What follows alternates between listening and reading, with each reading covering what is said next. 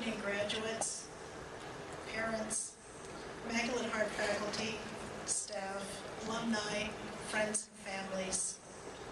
It's my great honor to take part in this ceremony tonight, 43 years after I sat here in a long white dress holding my roses. Some of the class of 1970 are here tonight. Power of the Immaculate Heart family. The comedian Steve Allen spoke at our graduation. To tell you the truth, I don't remember anything he said, but I do remember who he was. So assuming you may not remember any of what follows, I want to tell you that I'm a physician who has had a fulfilling life of learning and service to my fellow human beings. The joy of learning is alive daily at Immaculate Heart. Curiosity is fostered in a community of discovery. You will go to college and find this experience not only continued, but broadened. But at times, you may be in an atmosphere more attuned to just getting ahead. This can be disheartening unless you realize that Immaculate Heart is more than a physical place at Western and Franklin. You carry it with you. It's always there, and you can access it at any time. Your teachers and fellow students have taught you, to borrow a book title from Richard Feynman, the pleasure of finding things out. And this is now part of you. Learning is a lifelong process, and nothing is more fun. You can learn from everyone and every difficult situation. What makes it better still is when finding something out benefits someone else. Immaculate Heart has given you a running start.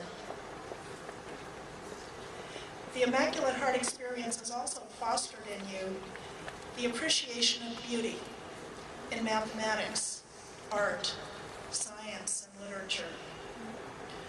With such broad interests, I personally found it hard to decide between a life in science and literature, and went through a years-long process of working that out. Things came together for me when I realized that my role in life was to keep others healthy, so that the next James Joyce out there would be able to reach his full potential.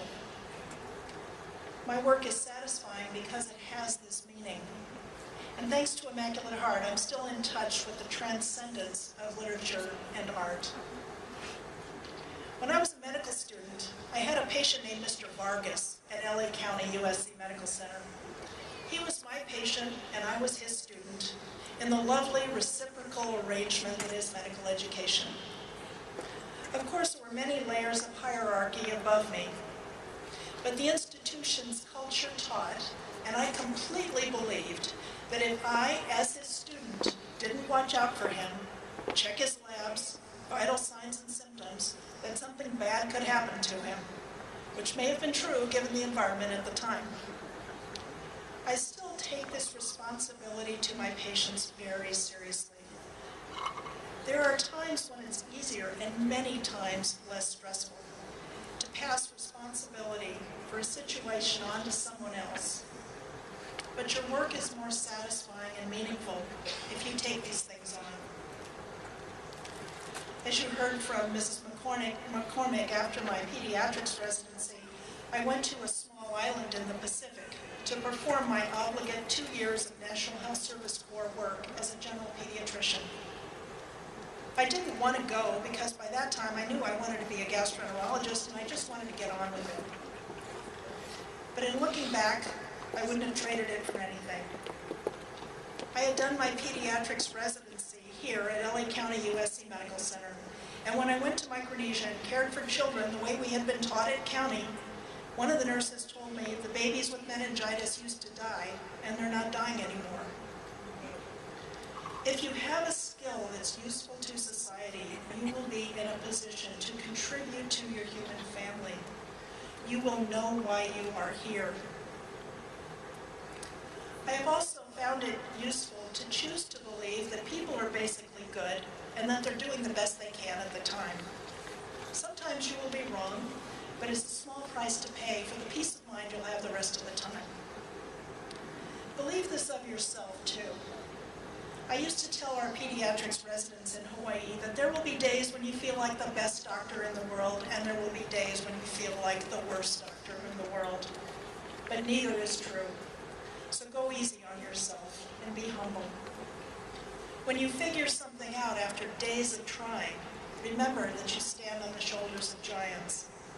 And when you make a mistake, especially one that hurts someone, make yourself learn all you can from it so that the next time you do things differently. You will learn more from your mistakes than from the things you get right. And when things are not going well, one reliable way to get back on track is to learn something new or to help somebody. In difficult times, it also helps to have a personal hero, someone who prevailed through worse adversity than you're ever likely to suffer. As an example, for me, it's the people of the civil rights movement.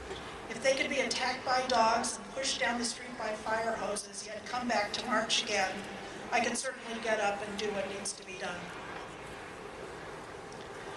One of my Immaculate Heart classmates used for her yearbook contribution one word: listen. I want to leave you with that thought tonight. Listen to the ones you interact with. Listen to your community and to the community of the world. Listen to the voice within you. It was shaped by what you experienced at Immaculate Heart High School, my alma mater, and now yours.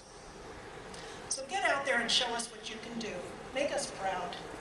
As T.S. Eliot said, not farewell, but fare forward, voyagers. Congratulations. Good luck.